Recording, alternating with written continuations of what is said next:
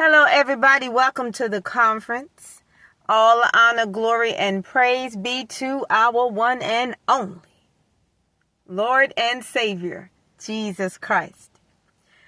So, in these last days, before the return of Jesus Christ, Satan is bringing all guns. But that does not mean that we ourselves are without weaponry. Satan may have sinners parading around you as a believer. But you are more than a conqueror in Christ Jesus. And no weapon that is formed against you shall prosper. Put on the whole armor of God so that you can stand against the wiles of the devil. And what is a wile? A wile is a trick. See, when the devil knows that he cannot get under your skin and that you absolutely don't care about, how could I say, the trickery or the plots or the conspiracies, it infuriates him. He's furious because what the devil wants is a rise out of you.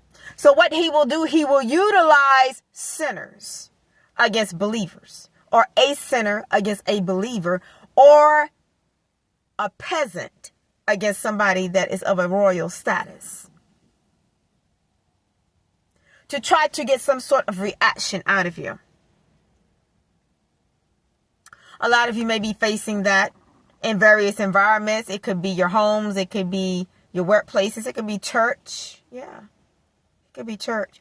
Because you know what? A lot of times, what the devil is trying to figure out is where your button is.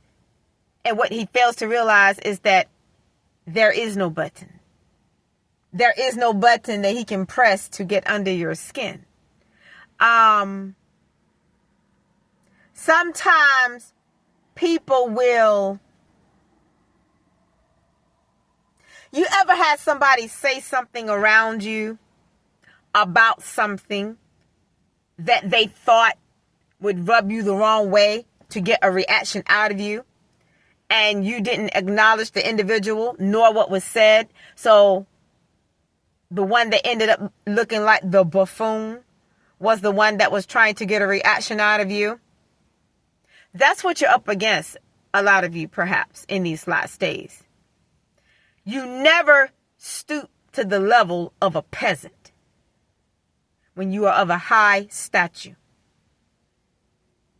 And especially one that you know is jealous of you. I don't care if it be male or female.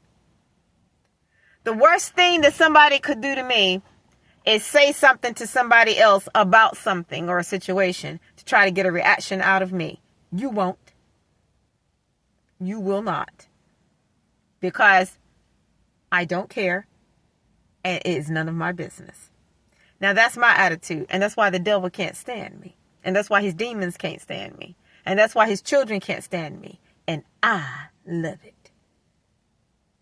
See, in these last days, you have to carry yourselves in a way that you are so fortified in Jesus Christ, that you are fortified in Jesus Christ, that there is no button for Satan to press. But I guarantee to you, you can press his. Do you know how you press Satan's buttons? Is when you give him a I don't care attitude and you mean it.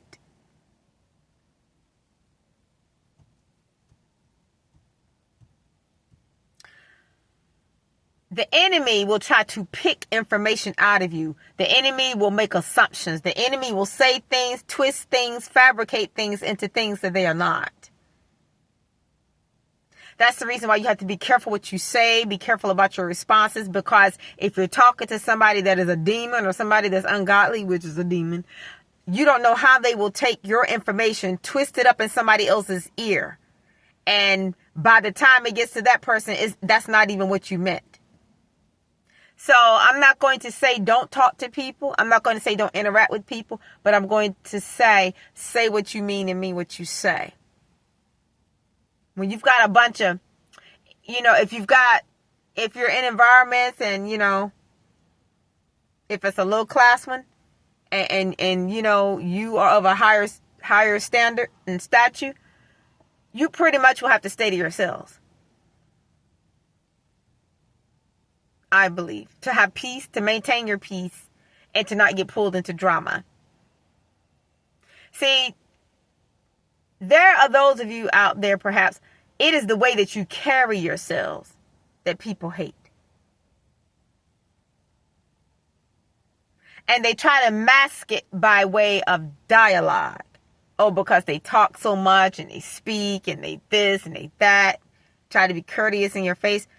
You know that demon don't like you. You know that demon is jealous of you. You know that demon is a gaslighter. And when you know that you're dealing, or not necessarily dealing, but when you are around those types of elements, it is your responsibility to yourselves to come out from among them and be separate. And by that I mean, just don't acknowledge them. Even if you're not in a position to come out, you don't have to associate. You really don't. The enemy is desperate. And you guys, being somebody that I will say, I try to provide the best advice to people that I can, because I'm somebody that, I'm not a bragger, but I am highly seasoned in spiritual warfare. And when I tell you that it is new level, new devil, it is new level, new devil.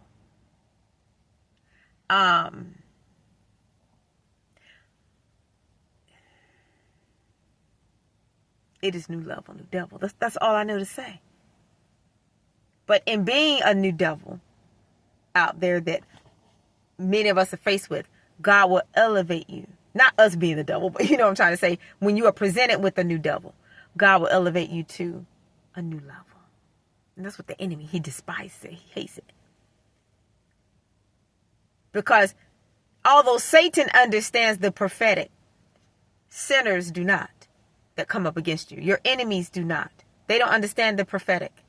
They don't understand how God will reveal things to you about them. And you keep your mouths shut. You keep your mouths closed. So they think you don't know things that perhaps you already do. And then some. Ain't nobody gonna get over on a child of God. Ain't nobody gonna get over on the children of God.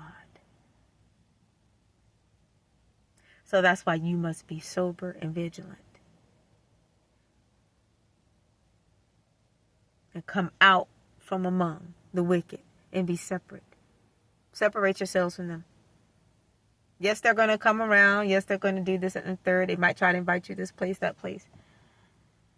Not telling you what to do, but I would say don't go. Don't go. Because they're inviting you to go with them.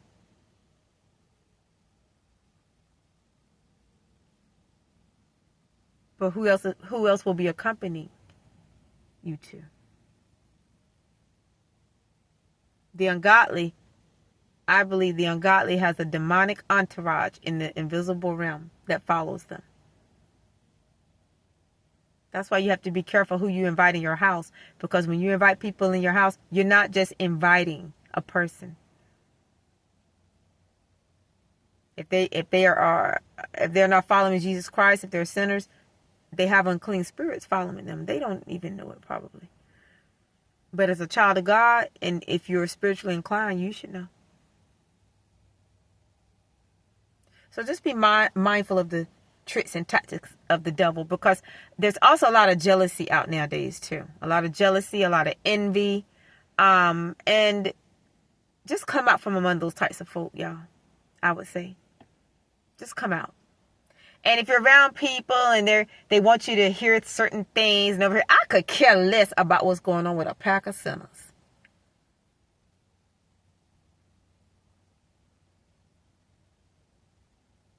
What believer cares about what a pack of sinners are doing? You are supposed to be concerned about the things of God. And when you are solely focused on your own life, who has time to concern themselves about somebody else's? I don't know about you all, but I stay in my own lane and I mind my own business. And I don't care what's going on in other people's lives. If people want to share things with me, fine. And if they don't, that's more fine. And that's how you maintain your peace amidst chaos. And that's how you maintain your status and your high position amidst those that are peasants. The people that come up against you all or feel threatened by you all, intimidated or jealous, they know they are not on your level. They know that. That's why they don't like you. And you're not even supposed to care about that. Because I know I don't care who don't like me. I could care less. Don't like. And they could take it to their grave as far as I care. It's not my concern. It's not my soul. But the one soul that I am concerned about is my own. And I'm concerned about the souls of other people that I feel compelled and that I was sent to minister to about Jesus Christ. But I'm talking about enemies. You know, the ones that hide behind masks and all of that and just do petty, stupid things. I'm too intelligent of a woman to stoop to the low intellect of a peasant. And peasant games that people play. Play them with yourselves. This is a grown woman. 100%. See, that's the difference in maturity and immaturity. A mature person does not have time for foolery. And foolery will never be on the level of a mature person. So, you all, I would say that in these last days, pick and choose your battles. And pick and choose wisely. If it is a battle that is not worth fighting, let it go. If it is an issue that is not worth addressing, let it go. If it is an individual or a group of individuals that are not worth dealing with, come out from among them and be separate. And if you are not among them, stay away from them. Continue to stay away from them. Because a lot of you may say, oh, well, I've never been around these people or that individual in the first place. I would say maintain your stance. Stay in your own lane. And then you don't have to worry about somebody else's wreck. You know, not literally. But you guys get what I'm saying. Because some people in this world, their lives are a literal, figuratively speaking perhaps, train wreck. A train wreck. Make sure you maintain your lane. Make sure that you keep your peace. Make sure that you lock your gates, all four corners. And don't allow anybody in that wants to rob you of your peace. Because you can tell a chaotic person whose life is full of hell. You can look at them and tell.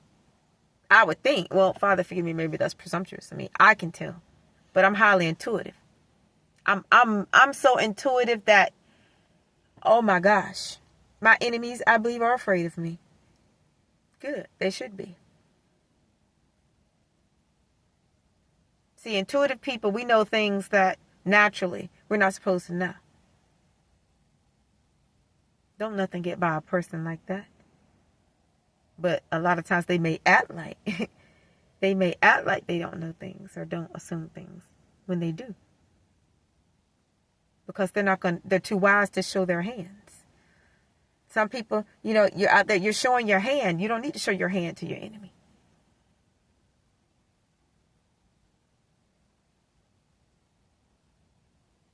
Just let them hang themselves. Misery loves company. I say don't keep it.